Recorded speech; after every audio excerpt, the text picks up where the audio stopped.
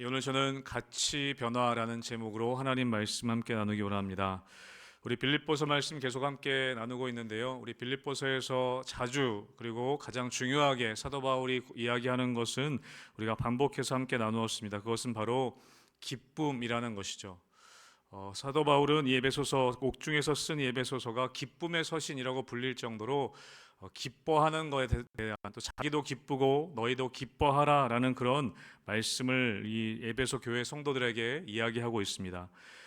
오늘 3장 1절에서도 또 동일하게 사도 바울은 이야기하고 있는데 우리 함께 우리 3장 1절 말씀 같이 함께 읽어보겠습니다. 3장 1절 다시 읽습니다. 시작. 끝으로 나의 형제들아 주 안에서 기뻐하라. 너희에게 같은 말을 쓰는 것이 내게는 수고로움이 없고 너희에게는 안전하니라. 아멘. 사도 바울은 이야기합니다. 내가 같은 말을 되풀이하는 것, 이렇게 같은 말을 계속하는 것이 수고롭지 않다. 내게는 수고가 아니다. 이런 우리 부모님들이 자녀들에게 자주 반복해서 하시는 말씀들이 있죠. 보통 우리가 이제 잔소리라고 하는 보통 그런 말이 있습니다. 뭐 방을 깨끗이 해라, 빨리 씻어라, 공부해라, 뭐 그런 말씀들을 우리가 많이 하시죠. 그런 얘기 있지 않습니까? 90세 된 우리 어머니께서 70세 된 아들이 외출할 때에도 하는 말씀이 있다고 하죠. 차 조심해라. 그것은 여러분 평생 반복해도 수고롭지 않은 말인 것 같습니다. 차 조심해라, 조심해라, 사람 조심해라. 뭐 그런 말들이 있지 않습니까? 여러분 그런 말들은 우리가 아무리 반복해도 수고롭지 않은 말입니다. 오늘 사도 바울은 오늘 에베소 교회 성도들에게 얘기하는 것이죠. 내가 같은 말을 반복해도 절대 이것은 수고가 아니다. 여러분 우리 주님께서는 우리에게 계속해서 말씀을 통해 반복해서 주시는 말씀들이 있습니다. 여러분 그거에 수고롭지 않고 그게 너무나 중요한 것이기 때문에 이런 말씀 가운데 예수님께서 우리에게 계속해서 반복해서 주시는 말씀들이 있어요. 두려워하지 말아라. 염려하지 말아라. 걱정하지 말아라. 감사해라. 그런 말씀들은 여러분 성경 곳곳에 우리 주님께서 우리에게 반복하여 주시는 말씀들입니다. 여러분 빌립보서에서 오늘 본문에서도 사도 바울은 1절에 뭐라고 얘기합니까? 끝으로 나의 형제들아 주 안에서 기뻐하라 라고 반복하고 있다는 것이죠. 기뻐하라라고 반복하는 것이 빌립보 성도들에게 뭐라고 합니까? 뒷부분에 보면 내게는 수고로움이 없고 너희에게는 안전하니라. 그걸 계속 얘기하는 게 너희에게 오히려 안전하다라고 말하고 있습니다. 반복해서 들어야 한다는 것이죠. 사랑하는 성도 여러분, 하나님의 말씀, 하나님의 경고, 또 하나님의 격려, 여러분 그 하나님의 말씀은 여러분 반복해서 들으셔야 하는 줄로 믿습니다. 여러분 반복해서 들어야 합니다. 여러분 제가 설교해도요, 사실은 설교가 사실 거기서 거기입니다. 하나님의 말씀 여러분 계속해서 1년 52주 계속 하는 말씀들이 사실은 거기서 거기인 것이죠. 여러분 반복해야 하는 것입니다. 여러분 언제까지요? 우리가 지킬 때까지. 예수님도 승천하실 때 여러분 대위임령 말씀하실 때 말씀하시지 않았습니까? 이 말씀 가르쳐 지키게 해라. 언제까지 가르치라고요? 지킬 때까지.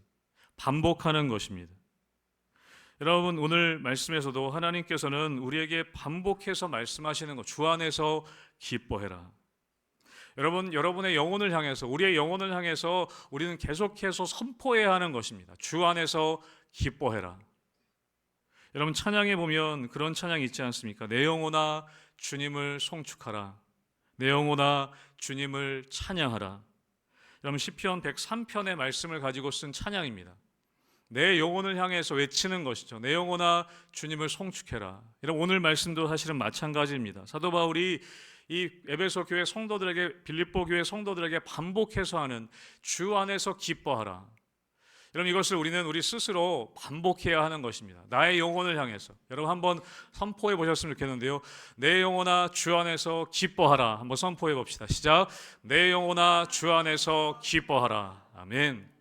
여러분 매일 아침마다 출근하실 때, 매일 아침마다 나가실 때 여러분 영혼을 향해서 선포하셔야 됩니다. 반복해서 내 영혼아 주 안에서 기뻐하라.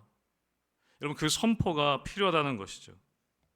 오늘 사도 바울은 계속해서 빌립보 교회 성도들에게 이 짧은 4장의 말씀 가운데 계속해서 주 안에서 기뻐해라.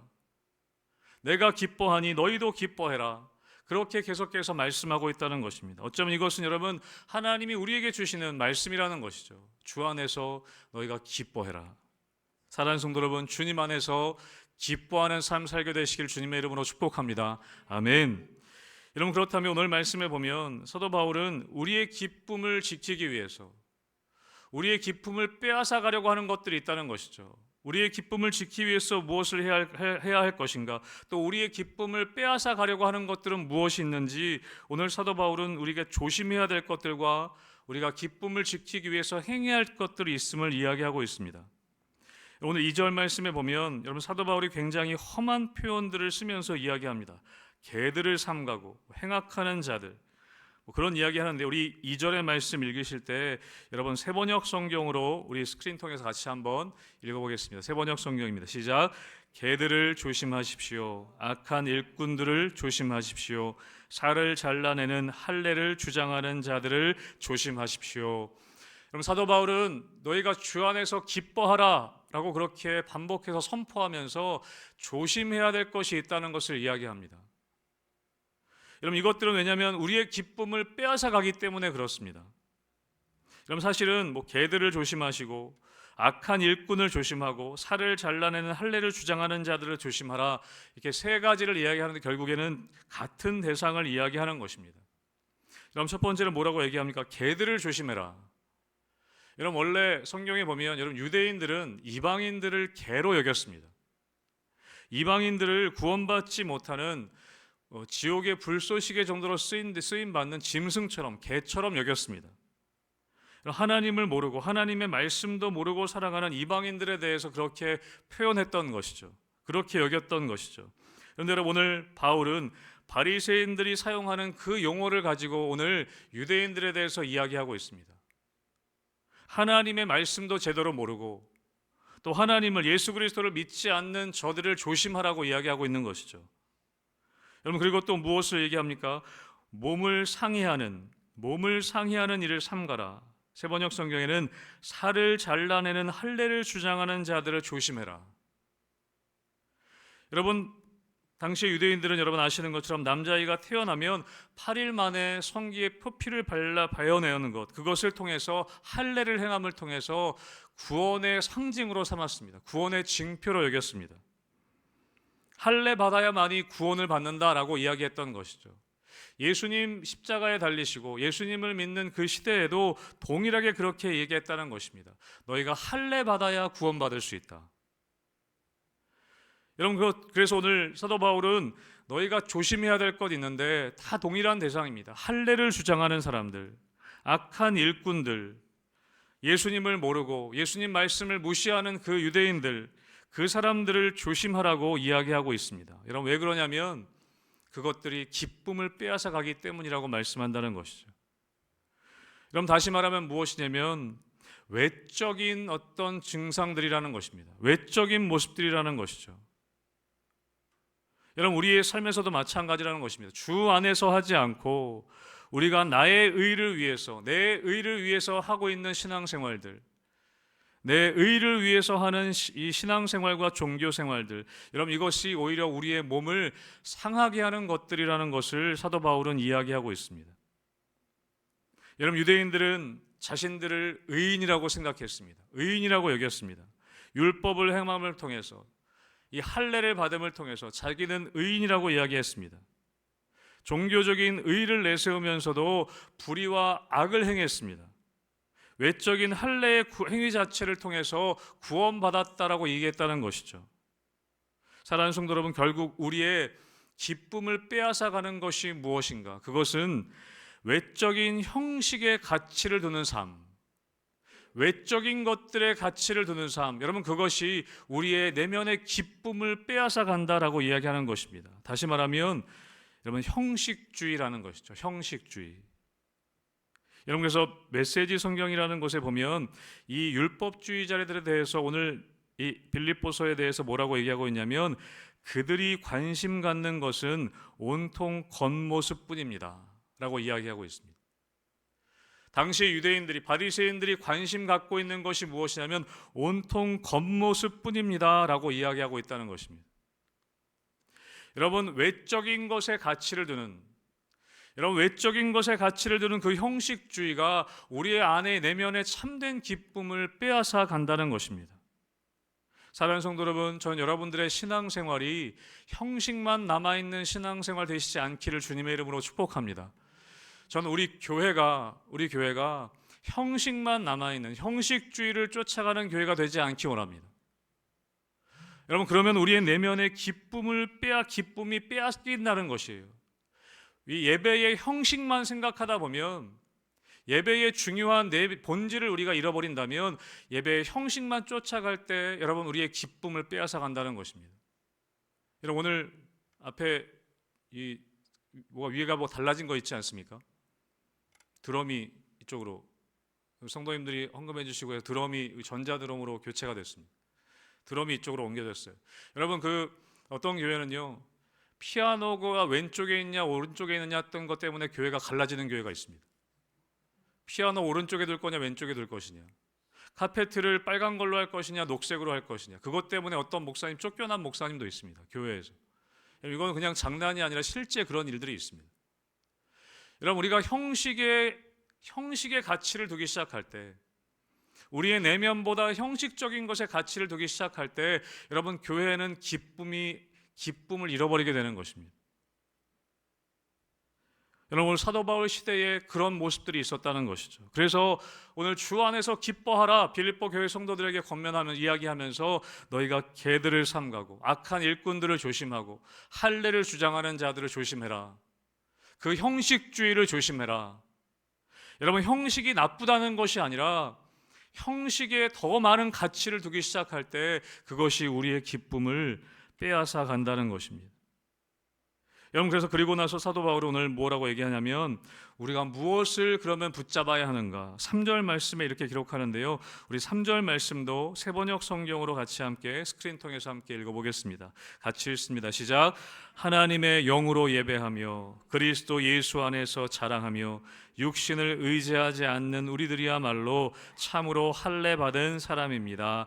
아멘. 여러분, 주 안에서 기뻐하는 삶이 무엇인가? 조심해야 될 것들이 있는데 붙잡아야 할 것이 있다고 얘기합니다. 뭐라고 얘기합니까? 오늘 개역 개정에는 하나님의 성령으로 봉사하며 그렇게 되어 있습니다. 근데 원래 원어에는요, 하나님의 영으로, 성령으로 예배하며 그렇게 되어 있습니다. 성령으로 예배하며. 여러분, 주 안에서 기뻐하는 삶, 여러분, 그 기쁨을 누리는 삶은 어떤 삶이냐면, 예배하는데 형식적으로 예배하는 것이 아니라 여러분, 성령으로 예배하는 것이라는 겁니다. 사랑하는 성도 여러분 예배하실 때 성령으로 예배하시기를 주님의 이름으로 축복합니다. 아멘. 이러면서 요한복음 4장에 보면 예수님이 수가성 여인을 만났을 때 예배에 대한 이야기를 합니다. 그 수가성 여인이 뭐라고 합니까? 우리가 예루살렘에 가서 예배해야 됩니까? 여기서 예배해야 됩니까? 예배의 장소에 대해서 이야기할 때 예수님 뭐라고 말씀하십니까? 여기도 아니고 저기도 아니고 오직 영과 진리로 예배할지니라. 하나님 그렇게 예배하는 자들을 찾으신다라고 말씀하십니다. 영으로 성령으로 예배해야 한다는 것이죠. 여러분, 성령으로 예배한다는 것이 무엇입니까? 성령 충만함으로 예배하는 것, 성령님의 인도하심을 받는 예배. 저는 우리 교회 예배가 그런 성령 충만한 예배 되기를 주님의 이름으로 축복합니다. 여러분, 형식은 있지만, 여러분, 그 형식을 따라가서 우리가 예배 드리지만, 여러분, 하지만 그 안에 성령의 충만함이 있는 예배. 여러분, 우리가 주일날 예배 드릴 때 사도신경으로 예배 드립니다. 여러분, 그냥 형식적으로 사도신경 그냥 주문 외우듯 하는 것이 아니라 정말 그 말씀 하나하나에, 그 고백 하나하나에 나의 마음을, 나의 고백을 싣는 것이죠. 찬송가 할 때도 그냥 하는 것이 아니라 내 마음을 성령의 인도하심을 따라 예배하는 것이죠. 여러분, 성령으로 예배해야 할 때 우리의 마음의 기쁨이 회복되는 것입니다. 여러분, 형식적으로 드리는 예배는 기쁨을 빼앗아 갑니다. 여러분, 창세기 4장에 나오는 가인과 아벨의 예배의 차이는 무엇이었습니까? 여러분, 아벨의 예배는 받으시고 가인의 예배는 받지 않으셨습니다. 그게 뭐 재물의 문제입니까? 그렇지 않습니다. 히브리서에 보면 믿음으로 아벨은 하나님께 예배 드렸다고 말씀합니다. 여러분, 그 믿음으로 드렸다는 게 뭡니까? 형식적으로 드리지 않았다는 거예요. 마음을 다해 드렸다는 것입니다. 여기 오늘 사도 바울이 얘기한 것처럼 성령으로 예배했다는 것입니다. 성령으로. 여러분, 그리고 오늘 사도 바울은 이야기합니다. 그리스도 예수 안에서 자랑하며. 여러분, 예수님을 자랑할 때, 예수님 안에서 자랑할 때 여러분 우리의 마음에 기쁨이 있다는 것을 여러분 믿으시기를 축복합니다. 여러분, 그래서요, 우리가 선교하면요, 우리가 전도하면요, 기쁨이 있습니다. 우리 교회 전도대, 희망 전도대 있는데요, 여러분 전도대원들 얼굴 표정 보시면 기쁨이 있습니다. 와서 한번 보십시오. 와서 보시면 기쁨이 있습니다. 여러분, 선교 나가면요, 기쁨이, 몸은 피곤한데 여러분 예수님의 이름을 자랑할 때, 예수님의 이름으로 우리가 자랑할 때 우리의 마음에 기쁨이 있습니다. 여러분, 저는 올 한해 우리 희망교회가 그 기쁨을 경험하게 되기를 주님의 이름으로 축복합니다.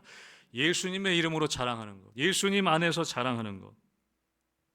여러분, 유대인들은 율법을 지킨 것으로 자랑했습니다. 그것이 의의가 되었습니다. 내가 율법을 다 지킨다, 내가 할례 받았다, 이런 그것이 자기의 의의를 드러내는 것으로 유대인들은 자랑했습니다. 여러분, 결국에 여러분 우리의 기쁨을 빼앗아가는 것, 여러분 우리의 기쁨을 빼앗기지 않고 우리가 살아가는 것, 여러분 그것은 어디에 기준점이 있냐? 그것은 여러분 우리가 어디에 가치를 두고 살아가느냐, 여러분 그것에 따라서 우리가 기쁨으로 살아가느냐, 기쁨을 빼앗기느냐. 계속 말씀드렸지만 여러분, 당시의 유대인들은요, 율법주의에 빠져서 육적인 것, 외적인 것에 가치를 두고 있었습니다. 외적인 행위의 가치를 두고 있었습니다. 내가 할례를 행했다, 내가 율법을 지킨다, 여러분 그런 외적인 것들의 가치를 두었습니다. 그래서 복음서에 보면 예수님이 유대인들, 바리새인들 책망하시지 않습니까? 기도에 대해서 가르칠 때에도 너희가 바리새인들처럼 기도하지 말아라. 사람들에게 보이려고 거리에 어귀에 서서 큰 소리로 그들은 기도한다. 여러분, 뭐예요? 외적인 행위에 그들은 가치를 두었던 것입니다. 금식에 대해서도 말씀하시죠. 저들은 금식하는 거 사람에게 보이려고 초췌한 모습으로 금식한다. 너희들 그렇게 하지 말아라. 여러분, 유대인들의 가치는 어디에 있었냐? 외적인 것에 있었습니다. 외적인 행위와 외적인 능력이 있었다는 것이죠. 사랑하는 성도 여러분, 여러분의 삶의 가치는 어디에 있으십니까? 외적인 행위와 상황과 능력과 물질에 여러분 가장 큰 가치를 두고 살면 여러분 그것 때문에 기뻐하다가도 그것이 사라질 때 여러분 그 기쁨이 사라지게 되는 것입니다. 여러분, 우리의 인생 가운데, 우리의 삶의 가운데 가장 큰 변화를 겪게 되는 그 변화는 무엇이냐면 바로 가치관의 변화입니다. 가치관의 변화. 여러분, 우리의 인생 가운데 가장 큰 변화라면 그것은 바로 가치관의 변화입니다. 우리 청소년기 시절이 왜 중요하다고 합니까? 가치관이 변화되는 시기이기 때문에 그렇습니다. 예전에는 별 볼 일 없었고 예전에는 정말 시시하게 여겼던 것인데 어느 순간 그것이 소중하게 여겨지는 때가 있습니다.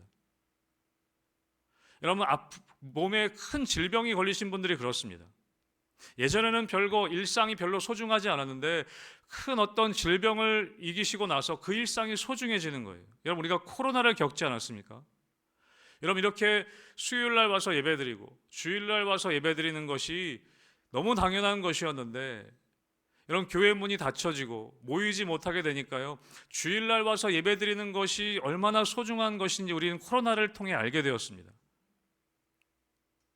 여러분, 예전에는 그렇게 중요하게 생각했던 것들이 정말 이거 없으면 안 될 것 같은, 정말 목매고 울고불고한 그런 것들이 여러분 나중에 지나서 보면 그렇게 가치 있는 것이 아니었구나라고 깨달아질 때가 있습니다.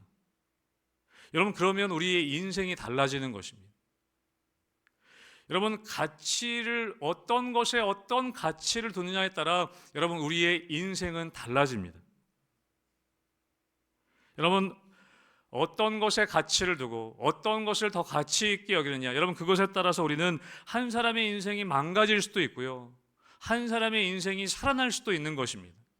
여러분, 그렇기 때문에 우리의 가치관은 너무나 중요한 것입니다. 여러분, 사도 바울도 그것을 경험했습니다. 어떤 것이 더 가치 있는 것인가? 여러분, 오늘 우리 3장 7절의 말씀을 우리 같이 함께 다시 읽어보겠습니다. 3장 7절입니다. 시작. 그러나 무엇이든지 내게 유익하던 것을 내가 그리스도를 위하여 다 해로 여길 뿐더러. 아멘. 뭐라고 얘기합니까? 내가 유익하던 것을 이제는 해로 여긴다. 여러분, 여기서 여기다라는 것은요, 판단하다, 평가한다, 그런 의미가 있습니다. 내가 유익하게 여겼던 것들, 그 앞부분에 5절과 6절에 나오는 이야기들이죠. 내가 유익하게 여겼다고, 유익하다고 판단했던 것들, 유익하다고 평가했던 것들, 이제는 해로 여긴다. 오히려 이제는 해로운 것으로 내가 평가한다. 그렇게 사도 바울은 이야기합니다. 여러분, 우리는 의식하든 의식하지 않든 우리의 삶에서 내가 경험하는 것들을 내가 평가하게 되어져 있습니다. 아, 이게 나한테 해로운 거구나, 이게 나한테 좋은 거구나. 여러분, 우리는 음식을 맛볼 때도요, 여러분, 맛으로 그것을 평가하기도 합니다. 이거 맛있다, 맛이 없다. 여러분, 그리고 그것이 내 몸에 유익한 것인가 우리는 판단하고 평가합니다. 이게 칼로리가 얼마나 되는지, 요즘에 우리가 건강에 신경 쓰기 때문에 이게 칼로리가 얼마나 되는지, 나트륨이 얼마나 되는지, 우리 그런 것 가지고 음식들을 평가합니다. 이게 내 몸에 좋은 것이구나, 내 몸에 좋지 않은 것이구나, 우리는 평가합니다. 여러분, 그런데 우리가 그 가치에 대한 평가가 바뀔 때가 있다는 것이죠. 이게 진짜 맛있다고 생각했는데 더 맛있는 것을 경험하니까 이게 별게 아닌 게 돼버린 거예요. 이게 유익하다고 생각했는데, 가치 있다고 생각했는데 어떤 계기를 통해서 그 생각과 판단이 바뀔 때가 있다는 것이죠. 여러분, 제가 예전에 한번 말씀드렸던 적이 있는 것 같습니다. 제가 부산에 와서 음식을 사실은 다 좋아하는데 돼지국밥을 굉장히 좋아한다고 말씀드렸습니다. 그런데 돼지국밥이 먹어보니까 집마다 맛이 다 다르더라고요. 그래서 제가 돼지국밥을 부산에 있는 동안 정말 여러 돼지국밥 집들을 많이 찾아다녔습니다. 여러분, 제가 예전에는 뭐 이름 상호명을 얘기해도 괜찮겠죠? 종갓집 돼지국밥이 맛있었거든요. 근데 그리고 나서 제가 이 범일동에 있는 할매 돼지국밥 집을 찾게 됐어요. 너무 맛있는 거예요. 훨씬 더 맛있더라고요. 근데 그 다음에 제가 이름을 까먹었는데 어디 또 돼지국밥집을 또 발견하게 돼. 누구 소개로 갔어요. 너무 맛있는 거예요. 그러니까 이 돼지국밥도 국물이 다르더라고요. 뽀얀 국물이 있고 맑은 국물이 있고. 여러분 아십니까? 네. 근데 너무 맛있는 거예요. 여러분, 그러다 보니까 점점 제가 또 이 희망교회 와서 저희 장로님들이 여기 이 사하구 쪽에도 돼지국밥집 유명한 집이 있더라고요. 거기도 맛있더라고요. 여러분, 더 맛있는 집을 발견하니까요, 그 집을 가게 되더라고요. 그 집을 가게 되더라고요. 여러분, 그런데 그렇다고 해서 제가 더 맛있는 집을 발견했다고 해서요, 그 옛날 뭐 종갓집 돼지국밥이 진짜 내가 뭐 쓰레기 같다, 그렇게 얘기하진 않습니다. 여러분, 근데 오늘 사도 바울은 뭐라고 얘기하냐면 내가 배설물로 여긴다고 얘기해요. 여러분, 제가 돼지국밥집 더 맛있는 집 발견했다고 해서 그 전집을 막 쓰레기 같다, 그렇게 얘기하지 않습니다. 그 집도 먹을만 합니다. 여러분, 또 다른 예를 들어볼까요? 여러분, 결혼하기 전에 우리가 다른 이성의 친구들을 만날 수가 있습니다. 여러분, 그런데 우리가 결혼할 때는요, 우리가 결혼을 결심할 때는요, 그 사람에게서 다른 사람에게서는 발견할 수 없었던 놀라운 가치를 발견하는 것입니다. 여러분, 그때 우리는 결혼하기로 결심하는 것이죠. 비교할 수 없는, 다른 사람과는 비교할 수 없는 어떤 가치를 내가 발견했을 때, 여러분, 그 사람과 우리가 결혼하기로 결심하는 거 아니겠습니까? 여러분, 그 사람과 결혼할 때 어떻게 됩니까? 다른 사람들은 다 정리해야 되는 것이죠. 관계를 다 정리합니다. 여러분, 이것은 돼지국밥집 더 맛있는 집 발견한 것과는 차원이 다른 문제예요. 예전에 만났던 사람들과는 완전히 다 이제 정리를 해야 되는 것입니다. 여러분, 오늘 사도 바울은 뭐라고 얘기하고 있습니까? 여러분, 사도 바울도 외적인 것에 가치를 두고 있었던 삶을 살아왔었습니다. 오늘 4절부터 6절까지가 그렇죠. 여러분, 4절 말씀 우리 같이 한번 다시 읽어보겠습니다. 4절입니다. 시작. 그러나 나도 육체를 신뢰할 만하며 만일 누구든지 다른 이가 육체를 신뢰할 것이 있는 줄로 생각하면 나는 더욱 그러하리니. 여러분, 사도 바울은 이전에 유익하다고 생각하는 것이 있었습니다. 유대인들과 똑같이 뭐예요? 나도 육체를 신뢰할 만하다. 육체라는 것이죠. 여러분, 그것은 뭐냐면 인간적인 어떤 조건을 얘기하는 것입니다. 내가 인간적인 어떤 조건을 나도 신뢰하며 살아왔었다. 그러면서 쭉 이야기하는 것이죠. 5절과 6절에 보면 나는 8일 만에 할례를 받았다. 이런 8일 만에 할례를 받았다는 것은 무엇이냐면 그의 부모님이 정통 유대인이었다는 것입니다. 혈통적으로 아주 괜찮은 혈통이었다는 것입니다. 이스라엘 족속이었다. 유대인, 정통 유대인이었다는 것이죠. 베냐민 지파였다. 여러분, 이 이스라엘 백성 초대 왕이 누구신지 아시죠? 사울 왕이지 않습니까? 여러분, 사울 왕이 베냐민 지파였습니다. 여러분, 어떻게 보면 정통 왕족이었다는 것이죠. 또 뭐라고 얘기합니까? 히브리인 중에 히브리인이었다. 여러분, 율법으로는 바리새인이었다. 사도 바울이 이야기하죠. 사도 바울은 가말리아의 문화에서 공부했던 사람입니다. 당시의 최고급 엘리트 그룹에서 공부했던 사람입니다. 엘리트 계층에 있었던 사람이었습니다. 여러분, 다시 얘기하면 그는 좋은 혈통 가운데 있었다는 거예요. 또 뭐라고 얘기합니까? 율법으로는 바리새인이고 열심으로, 하나님 열심에 대해서 뭐라고 얘기하냐면 교회를 핍박했다라고 이야기하고 있습니다. 교회를 박해했다. 내가 하나님에 대해서 얼마나 열심히 있었냐면 예수 믿는 사람들 잡아 죽이려고, 교회를 다 문 닫게 하려고 박해했던 사람이었다. 그 정도의 열심히 있었고 율법의 의로는 흠이 없는 사람이었다. 율법을 철저히 지키는 사람이었다. 여러분, 사도 바울이 뭘 얘기하고 있습니까? 나도 원래 인간적인 조건에 가장 큰 가치를 두는 사람이었다. 육체의 가치를 두는 사람이었다. 라고 이야기하고 있습니다. 그런데 사도 바울은 완전히 그의 가치관이 바뀌어져 버렸습니다. 완전히 그의 가치가 바뀌어져 버렸어요. 왜 그렇습니까? 여러분, 우리 7절 말씀을 다시 한번 읽어보겠습니다. 7절 말씀 다시 읽습니다. 시작. 그러나 무엇이든지 내게 유익하던 것을 내가 그리스도를 위하여 다 해로 여길 뿐더러. 아멘. 사도 바울이 뭐라고 얘기합니까? 내가 유익하게 여기던 것들이 있다. 그런데 그 가치관이 바뀌었다고 얘기합니다. 왜요? 그리스도를 위하여. 그리스도를 위하여. 여러분, 8절에서도 이어서 얘기하는데요. 우리 8절의 말씀은 우리 또 이것도 다른 번역본으로 한번 현대인의 성경으로 읽어볼 텐데 스크린 통해 읽어보겠습니다. 시작.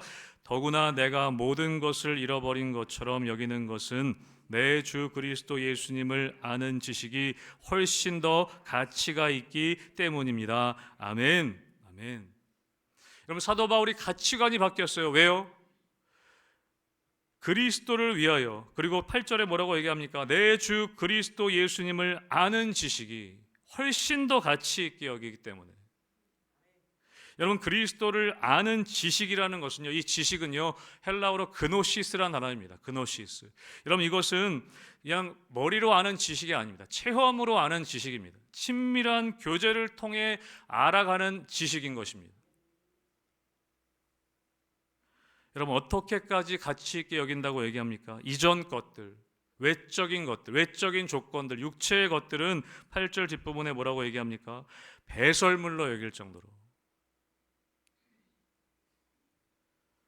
여러분, 사도 바울이 예수 그리스도를 알고 그분을 만나게 된 것은 이 세상의 다른 어떤 가치들과는 비교가 안 된다는 것입니다. 비교할 수 없는 것이라고 얘기하는 것입니다. 여러분, 우리가 신앙생활 할 때요, 이 가치의 변화 없이 신앙생활 할 수도 있다는 것입니다. 이 삶의 이 가치가 변화되지 않고도 우리가 신앙생활 할 수 있다는 것이죠. 어쩌면 그냥 더 맛있는 돼지국밥 집 발견한 것 정도, 아, 저 집이 더 맛있네 하고 그냥 찾아가는 정도로 우리가 신앙생활 할 수도 있다는 것입니다. 세상도 괜찮고 세상의 것들도 괜찮고 그냥 예수님을 믿는 것도, 교회에 나오는 것도 괜찮은 정도. 여러분, 그 정도로 우리가 신앙생활 할 수도 있다는 것입니다. 여러분, 그런데 사도 바울은 완전히 그의 인생이 바뀐 거예요. 왜냐하면 예수 그리스도를 아는 지식이 너무나 가치 있게 여겨졌기 때문에. 사랑하는 성도 여러분, 저는 예수님을 아는 지식이, 예수님을 알아가는 것이 여러분 이 세상 어떤 것보다도 가치 있게 여겨주시기를 주님의 이름으로 축복합니다. 그렇게 되길 바랍니다. 여러분, 그래서 사도 바울은 그의 인생의 목적이 달라져 버렸습니다. 8절 뒷부분에 뭐라고 얘기하냐면, 내가 그것을 배설물로 여김은 그리스도를 얻고 라고 얘기합니다. 그리스도를 알고, 똑같은 의미입니다. 여러분, 사도 바울에게는 예수님을 아는 것이 가장 중요한 목적이 되었어요. 예수님을 삶에서 예수님을 더 깊이 알아가는 것, 예수님을 정말 체험을 통해, 예수님을 만남을 통해 예수님을 더 깊이 알아가는 것이 그 어떤 것보다도 귀한 것이 되었습니다. 어떤 상황에서도 주님을 알아가고 더 깊이 경험할 수만 있다면 그것이 유익이라는 것입니다. 그래서 사도 바울은 감옥에 있으면서도 기뻐할 수 있었어요. 왜요? 그 안에서 예수님을 더 깊이 알아갈 수 있기 때문에. 여러분, 시편 119편 71절에 뭐라고 얘기합니까? 고난당하는 것이 내게 유익이라. 이로 말미암아 내가 주의 율례들을 배우게 되었나이다. 고난당하는 것도 오히려 유익이래요. 왜요? 예수님을 그 고난을 통해 더 깊이 알아갈 수 있기 때문에. 여러분, 그리고 9절에서는 이렇게 얘기합니다. 그 안에서 발견되려 함이니. 여러분, 우리가 주님 안에서 내가 발견되어지는 것입니다. 여러분, 주님 안에서 우리는 진짜 내가 누구인지를 발견하게 되는 것입니다. 여러분, 우리는 자꾸 외적인 것을 가지고 우리를 포장하게 됩니다. 나의 혈통과 나의 집안과 나의 학벌과 내 출신들, 그런 것을 가지고, 외적인 것을 가지고 자꾸 나를 우리는 포장하려고 합니다. 신앙적으로도 마찬가지예요. 내가 모태신앙이고 4대째 믿는 집이고, 내가 성경 통독을 몇 번을 했고, 내가 하루에 몇 시간씩 기도하고, 물론 여러분 그것이 가치 없다는 것이 아니라, 여러분 우리가 외적인 것들로 우리 자신을 자꾸 포장하고 덮으려고 할 때가 있습니다. 여러분, 그런데 우리는 주님 안에서 내가 발견되어져야 합니다. 다른 것으로 자신을 가리는 것이 아니라 십자가를 통해서만이 내가 누구인지를 발견할 수 있다는 것입니다. 여러분, 그것이 오늘 9절의 말씀입니다. 같이 함께 우리 마지막으로 9절 말씀 함께 같이 읽습니다. 시작. 그 안에서 발견되려 함이니 내가 가진 의는 율법에서 난 것이 아니요 오직 그리스도를 믿음으로 말미암은 것이니 곧 믿음으로 하나님께로부터 난 의라. 아멘. 여러분, 예수님의 진짜 가치를 우리가 발견하면 여러분 그 안에서 나의 가치도 새롭게 발견되는 것입니다. 여러분, 외적인 어떤 것을 가지고 여러분을 증명하려고 하시지 않아도 됩니다. 우리가 예수님의 진짜 가치를 발견하기만 한다면 우리는 그 안에서 나의 가치도 새롭게 발견되어질 수 있는 것입니다. 여러분, 주님 안에서 여러분을 발견할 수 있게 되시기를 주님의 이름으로 축복합니다. 주님 안에서 내가 무엇을 해야 하는지, 내가 어떤 존재인지, 내가 앞으로 어떻게 살아야 하는지, 여러분 그 내 삶의 가치는 주님 안에서 발견되어지는 것입니다. 여러분, 지난주 금요일에 우리 연합 금요기도회 시작하면서 우리 함께 구덕교회 갔을 때 영화를 한 편 봤습니다. 무명이라고 하는 영화였습니다. 보신 분들은 아시겠지만 우리나라에 오신 최초의 일본인 선교사님에 대한 이야기였습니다. 다큐멘터리 형식이어서 좀 어떨까 했는데 저는 굉장히 감동을 받았습니다. 일제강점기 때에 이 고통받고 있는 이 조선 사람들에게 복음을 전하기 오신 선교사님들 이야기였습니다. 일본의 최초의 해외 선교사 노리마츠 마사야스, 이름이 좀 어려워서 노리마츠 마사야스, 저는 처음 들어봤습니다. 사실 내가 그분이 예수님을 영접하고 예수님을 믿고 나서 이 조선에 대한 이야기를 들은 거예요. 그리고 그 마음 가운데 어떤 마음이 생겨, 내가 조선에 가서 복음을 전해야겠다. 여러분, 일본의 식민지에 있었던 조선에 여러분 와서 일본 사람이 복음을 전하는 것은 쉬운 일이 아니었습니다. 누가 그 사람의 이야기를 듣겠습니까? 자기 나라를 빼앗은 나라 사람이 와서 너희들 내가 복음 전한다, 그럴 때 누가 그 얘기를 듣겠습니까? 여러분, 그런데 그는 예수님의 복음을 받아들이고 그런 가족들과 함께 조선에 와서 복음을 전했습니다. 여러분, 그러다 아내는 젊은 나이에 30대 나이에 영양실조로 폐결핵으로 먼저 하나님 품에 갔습니다. 그래도 계속 복음 전했습니다. 여러분, 또 다른 한 명의 선교사 이야기가 나왔습니다. 오다 나라지라는 분이었습니다. 이 노리마치 선교사님의 이야기를 듣고 나중에 그도 감동이 되어서 조선에 와서 복음을 전하게 되었습니다. 일본의 심사참배하는 것을 반대하였습니다. 그리고 예수님만 섬겨야 한다는 것을 복음을 전했습니다. 그것 때문에 일본 사람들 끌려가서 고문을 당했습니다. 어려움을 당했습니다. 여러분, 일본 식민지하에 있던 조선 사람들에게 일본 사람이 와서 복음을 전하는 것은 너무나 쉬운 일이 아니었습니다. 여러분, 그런데 어떻게 그런 일을 감당해낼 수 있었을까? 여러분, 단순히 일본 선교사님만이 아니라 여러분, 이 조선 땅에 오셨던 많은 선교사님들, 또 지금도 선교지에 정말 빛도 없이 이름도 없이 선교하시는 많은 선교사님들, 여러분, 어떻게 그런 삶을 살아갈 수 있는가? 여러분, 예수 그리스도의 가치를 누구보다도 깊이 경험했기 때문인 줄로 믿습니다. 여러분, 그렇기 때문에 다른 외적인 것들은 별로 중요한 게 아닌 게 돼버린 거예요.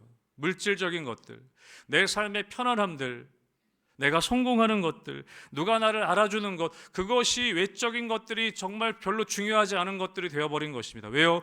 예수님의 가치가 너무 중요하기 때문에.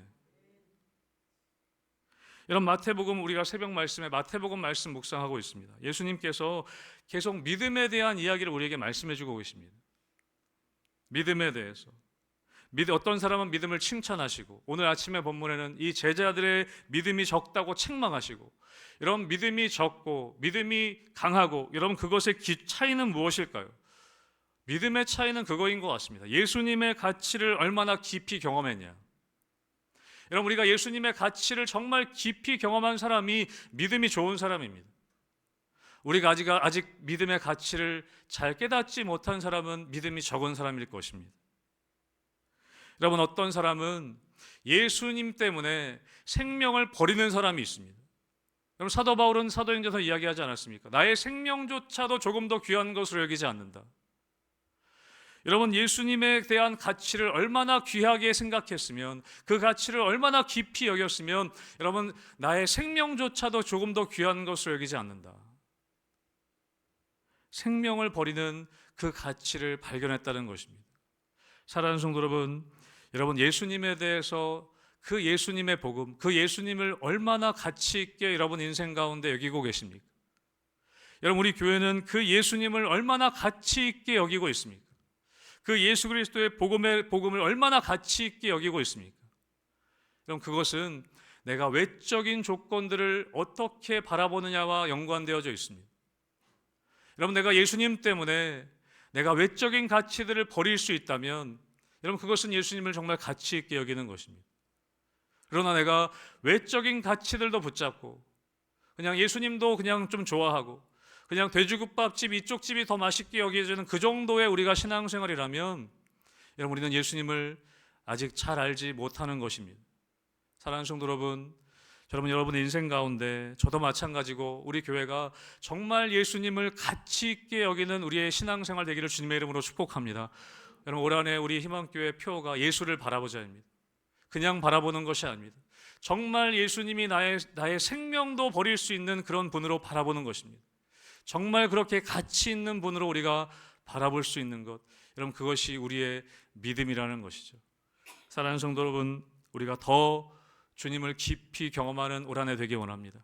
우리 예배 시간 가운데 외적인 어떤 형식들보다 여러분, 정말 성령으로 예배하고 정말 예수 안에서만 자랑하고 정말 예수님만 바라봄을 통해서, 예수님만 가치 있게 여김을 통해서 그 안에서 나를 발견하여서 내가 어떤 존재인지, 내가 해야 될 일들이 무엇인지, 내 삶의 가치가 무엇인지, 여러분, 그것을 깨닫고 여러분, 정말 주님 따라가는 이번 사순절 기간, 또 우리 성도님들의 삶이 되기를 주님의 이름으로 축복합니다.